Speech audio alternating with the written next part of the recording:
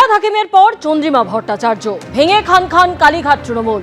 এবার দলের রাশ নিজের হাতেই রাখতে চান মমতা বন্দ্যোপাধ্যায়।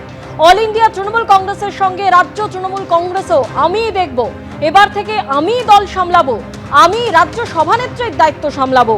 30-এর বি হরিশ চ্যাটার্জি স্ট্রিটই তৃণমূলের আসল অফিস। কুণাল ঘোষ ও মদন মিত্রকে রাজ্য সাধারণ সম্পাদকের দায়িত্ব ঘোষণা করে বললেন মমতা বন্দ্যোপাধ্যায়।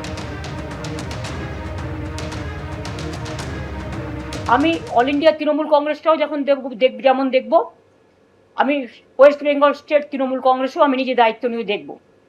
এখন তো আর অন্য কোনো কাজ নেই, আমি এই দলের কাজটাই ভালো করে করব এবং আমি প্রতিদিন আমার কর্মীদের মিট করি, সুতরাং সবাই জানেন। সুতরাং আমি দলটাকে আরও ভালো করে দেখতে সুযোগ পাবো।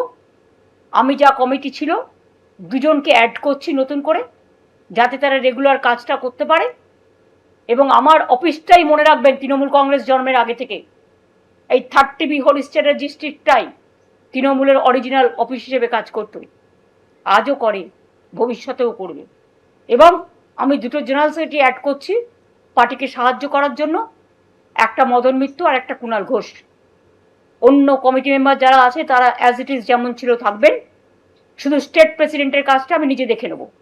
সুব্রত বক্সি, আমি কালকে তাকে দেখতে গিয়েছিলাম, তিনি অসুস্থ আছেন। তিনি যতদিন সুস্থ না হবেন, তিনি স্টেট প্রেসিডেন্ট ছিলেন, তিনি স্টেট প্রেসিডেন্ট অসুস্থ হয়ে যাওয়ার পরে একজন কাউকে অস্থায়ীভাবে দেখতে দেওয়া হয়েছিল এবং যিনি ভাইস প্রেসিডেন্ট ছিলেন তিনি অ্যারেস্ট ছিলেন, তাই সেদিন কাউকে একটা রাখতে হয়েছিল, তাই রেখেছিলাম। সুতরাং আজ থেকে দায়িত্ব আমি নিজে নিচ্ছি।